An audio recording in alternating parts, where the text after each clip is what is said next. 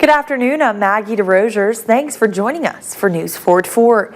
Today, Governor Kay Ivey banned so-called vaccine passports in Alabama. We now know the name of the man shot and killed overnight in Enterprise, as well as the person charged with the shooting. And we've already seen some significant flooding. We had to walk through about 1.5 feet of water just to get here, and you can even see that the water has risen significantly on the ramp itself. Now, I spoke to a local, and he says he comes here every day. He came at around sunrise this morning, and he said that the river looked pretty normal. But when he returned about an hour and a half ago, it didn't. Normally, there's a beach over here behind me. Well, there's a new family-friendly establishment that's opening up here in Dothan. News 4's Meredith Blair got a sneak peek of Hangar 38 earlier today and joins me now in our studio. But my favorite part of this place has to be the splatter room. I've already got working on my creation, so let's get going. It's all about the messier the better, and you know, coming down to Headland is so fun. There's so much to do in the square right now. Coming up, find out what local attraction is reopening to the public.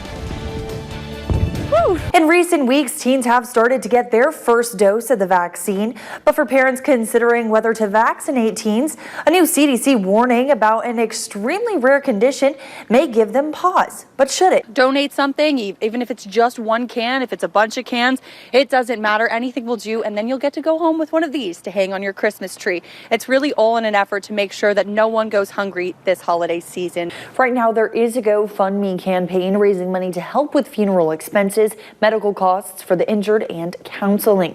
So far, more than $275,000 has been raised. Breaking news this afternoon, a helicopter has crashed in Ozark. A Fort Rucker helicopter has gone down near the Ozark Gate. Traveling north on Ross Clark Circle, which is right above me. Now, they came in between the two lanes of traffic, flew over this embankment. I've been told that they then kind of catapulted over the railroad, landing over here behind me, and then their car tumbled down. Now you can see that the car is right over here in blue. I don't have that, but in honor of the 100 days left until the Olympics, I got myself a little medal here to, celebrate. You're definitely the gold medalist of News 4. Breaking news into the newsroom after President Joe Biden signed into law Juneteenth becoming a federal holiday. Governor Kay Ivey declared tomorrow a holiday for state employees. All state offices will be closed except those where it's essential to maintain personnel.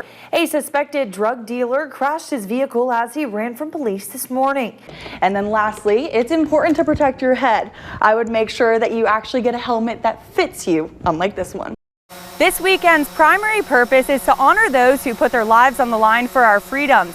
And although the half-off discount is the main way that Corn Dodgers is celebrating them, walking through this field is a celebration in and of itself. Welcome back. We're just days away from the first major holiday since COVID-19 restrictions have eased across the nation. I'm a big fan and I love watching the Olympics. I know the pandemic has definitely changed a lot, starting with when the games are being held. How has the pandemic affected the 2021 Olympic gymnastics team? It looks like there's going to be more right behind it where that came from. We've been counting down the days to when we're going to see that first 90-degree temperature. We knew it couldn't be too far off. It was not going to be too far away, and now it's starting to show up on the 7-day forecast. Definitely not great for people who are trying to get outside on Father's Day. I know. I mean, so many people have plans for this weekend outdoors, and you might be able to pull it off, but you might not. Might be a good idea to have a backup plan. Definitely. Very good advice right there. If you've ever had a pet in your home, one thing is clear. Yeah, I love you. You're a sweet kitty cat. The joy it provides. Sarcoa and First United Methodist Church of Dothan partnered together to give those in their respite care ministry robotic cats and dogs. We really use them in the mornings because sometimes the mornings are, they're more anxious, they're arriving, they're leaving their caregiver, and so that's a time where a pet is soothing and calming. She closes her eyes. Yeah. It barks, it wags its tail just like a normal pup, but most importantly, it provides comfort for those who need it most. Tilly can no longer make it to the respite care program, so she received a cat of her very own. It's kind of like an adoption program. Some prefer cats, some prefer dogs, and so we try to place those pets in the appropriate homes. Tilly has dementia. Ray, how long have we had this kitty cat? At 93 years old, she and Ray have been married for as long as they can remember. 62 years. Oh, I thought it was 100. This past year was a long one. Especially during the pandemic here, when we were not able to see anyone. Then you had the sense of comfort that the cat brought to us. Just sit in my lap and purr. You know, it's calming and enjoyable. You know, that's all she does.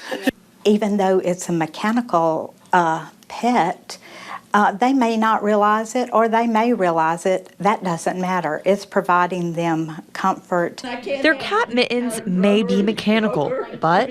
It's part of the family, right? And the best part? This is the only kind of cat we can have. The others get under your feet. In Dothan, Maggie DesRosiers, your hometown news leader.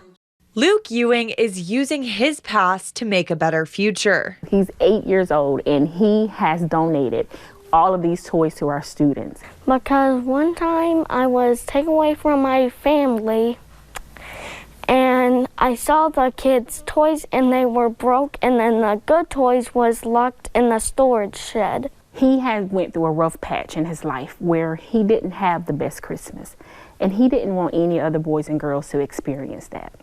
It's hard to put into perspective the thousands of gifts in this library so that no child wakes up Christmas morning without something under their tree. Now, I do not want other kids to have that feeling because I experienced it.